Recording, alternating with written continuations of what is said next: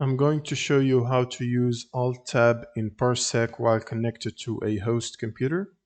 So first you want to go to the settings and then you want to click on hotkeys and scroll down and make sure in the ignore hotkey box there is no Alt Tab specified here.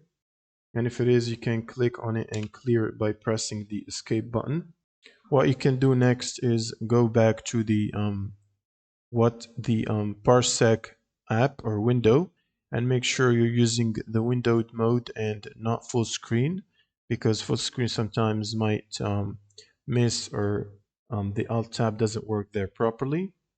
You should also try to set the window inside the parsecs. For example, if it's a game or an app, make sure it's not on full screen, and you can set it to windowed or borderless mode, which is easier to trigger the Alt Tab hotkey combination.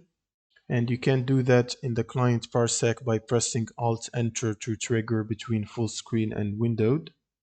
And what you can do as well in the client, if you're connected to a host, is hold down the control and then press Alt and then press Tab. And this should basically send that key combination to the host and trigger window switch on the host, and that should fix the issue. And if you're using an older version of Parsec, you can go to settings, host, and from here you should be able to find enable pass through keyboard. And if you see that setting in here, you can make sure to turn it on. Otherwise, you should be fine to use the Control Alt and then Tab hotkey to switch windows. That's pretty much it for this video. Subscribe if you found this helpful, and see you on the next one.